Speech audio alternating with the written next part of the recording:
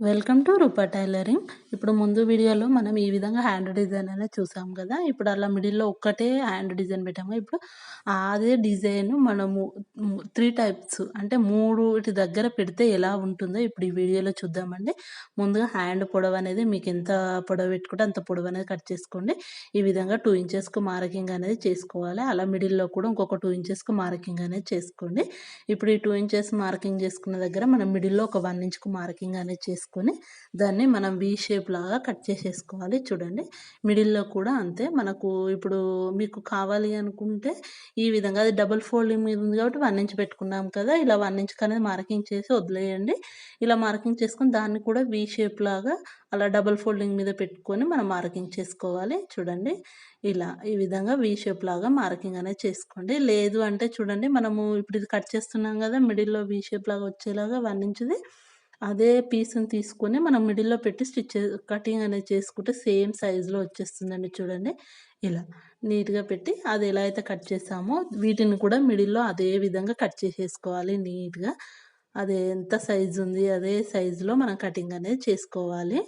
చూడండి చాలా బావుంటుంది. ఇలా హ్యాండ్ డిజైన్ ఏంటి అంటే మనకు శారీలో అపోజిట్ క్లాత్ వచ్చినా కొంచెం క్లాత్ తోటే మనం నెక్‌కు పైపింగ్ వేసుకొని డీప్ నెక్ రౌండ్ పెట్టేసుకొని మనం ఇలా డిజైన్ అనేది రెడీ చేసుకోవచ్చు. చూడండి ఇలా కట్ చేసుకున్న తర్వాత లైనింగ్ క్లాత్ తీసుకొని వాటి పైన పెట్టేసి మనం స్టిచ్ చేసుకోవాలి చూడండి. ఇలా మనం ఏవైతే టెంపుల్ డిజైన్‌లా అంటే వి షేప్‌లా కటింగ్ చేసామో వాటి పైన మాత్రమే స్టిచ్ చేసేసుకోవాలండి. చూడండి ఇప్పుడు నేను చూపించే విధంగా అలా నీట్‌గా స్టిచ్ చేసుకోవాలి. 3 చోట్ల అదే విధంగా స్టిచ్ చేసుకోవాలి. కానీ చాలా బావుంటుందండి. మనకు సింపుల్ శారీస్‌కైనా సరే ఇలా డిజైన్ అనేది రెడీ చేసుకుంటే క్లాత్ తక్కువ పడుతుంది. మనకు బ్లౌజ్ గూడా హైలైట్‌గా కనిపిస్తుంది. చాలా బావుంటది. అలా అని ఓవర్‌గా కూడా ఉండదు బ్లౌజ్ అనేది. చాలా సింపుల్‌గా ఉంటుంది. ఇలా నీట్‌గా లైనింగ్ పైన స్టిచ్ చేసుకున్న తర్వాత ఈ ఎక్స్‌ట్రా ఉన్న పీస్ అనేది మొత్తం కట్ చేసేసుకోవాలి. చూడండి ఇలా నీట్‌గా కట్ చేసేసుకోవాలి. ఇప్పుడు ఇలా కట్ చేసుకున్న తర్వాత మిడిల్‌లో మనకు కర్వ్స్ ఉన్నది గదా! అక్కడ మన క్లాత్ అనేది రివర్స్ చేసేటప్పుడు నీట్‌గా రావాలి గాబట్టి, ఈ విధంగా చిన్న ఘాట్ అనేది పెట్టేసుకోవాలి. మనం కుట్టుకున్న కుట్ట అనేది కట్ గాకుండా చూసుకోవాలి.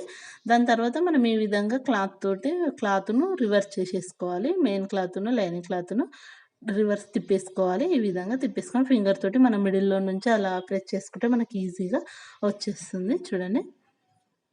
ఇలా నీట్‌గా వచ్చిన తర్వాత మనం మెయిన్ క్లాత్‌ని ఈ విధంగా సెట్ చేసేసుకోవాలి. ఇలా నీట్‌గా స్టిచ్ చేసేసుకొని దాని పైన నుంచి చిన్న కుట్ట అనేది పెట్టుకొని స్టిచ్ చేసేసుకోవాలండి.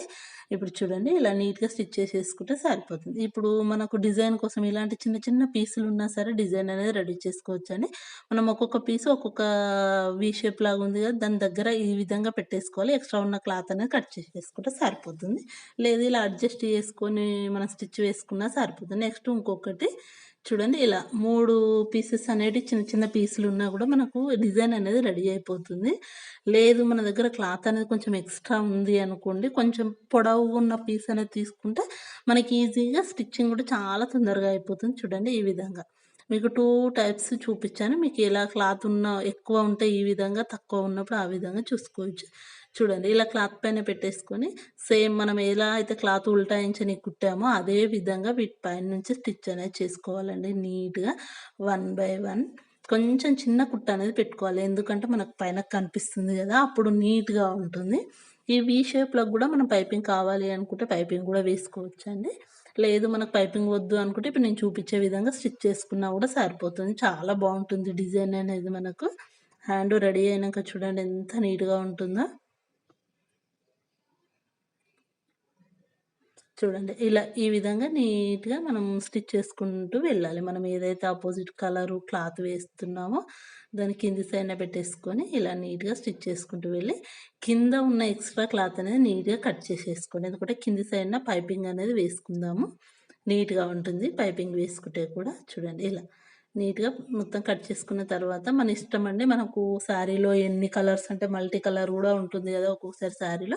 అలా మనకి ఏ కలర్ పైపింగ్ కావాలంటే అది ఏసుకోవచ్చు. నేను మాత్రం ఇప్పుడు మనం హ్యాండ్ డిజైన్‌కు పింక్ పెట్టాం కదా! హ్యాండ్ వచ్చేసి ప్యారెట్ గ్రీన్ ఉంది గదా! అదే ప్యారెట్ గ్రీన్ తోటి నేను పైపింగ్ అనేది స్టిచ్ చేస్తున్నాను చూడండి. ఈ విధంగా నీట్‌గా మొత్తం మనము నార్మల్‌గా హ్యాండ్‌కి పైపింగ్ ఎలా వేస్తామో అదే ప్రాసెస్‌లో పైపింగ్ అనేది వేసుకోవాలండి.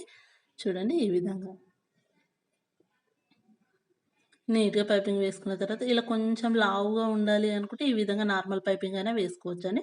మనకు సన్నగా ఉండాలి అనుకుంటే ఇలా థ్రెడ్ అనేది తీసుకొని దాన్ని మిడిల్‌లో పెట్టేసుకొని క్లాత్ ఫోల్డ్ చేసేసుకొని పైపింగ్ అనేది ఏసుకున్నా కూడా నీట్‌గా సన్నగా వస్తుంది. చాలా లుక్‌గా కూడా ఉంటుంది. ఇలా హ్యాండ్ మొత్తం పైపింగ్ అనేది వేసేసుకోండి. చూడండి ఈ విధంగా. చాలా బాగుంది కదా! హ్యాండ్ డిజైన్ ఎంత బ్యూటిఫుల్‌గా వచ్చేసిందో. ఇలా రివర్స్‌లో ఎక్స్ట్రా ఉన్న క్లాత్ అనేది కట్ చేసుకున్నా సరిపోతుందండి. మనకు పోగులనేది గూడా ఏం రావు. తర్వాత మనం పైపింగ్ వేసుకున్న క్లాత్ అలా ఫోల్డ్ చేసుకొని స్టిచ్ వేసుకున్నా సరిపోతుంది. లేదు అంటే హెమ్మింగ్ అయినా సరే చేసుకోవచ్చండి. చూడండి ఎంత నీట్‌గా వచ్చేసిందో చాలా బావుంటుందండి. అసలు సింపుల్ శారీస్‌కైనా సరే ఇలా డిజైన్ రెడీ చేసుకుంటే బ్లౌజ్ అనేది చాలా లుక్‌గా ఉంటుంది. చూడండి ఎంత నీట్‌గా వచ్చేసిందో. వీడియో గనుక నచ్చితే తప్పకుండా like, share and subscribe. Thank you for watching.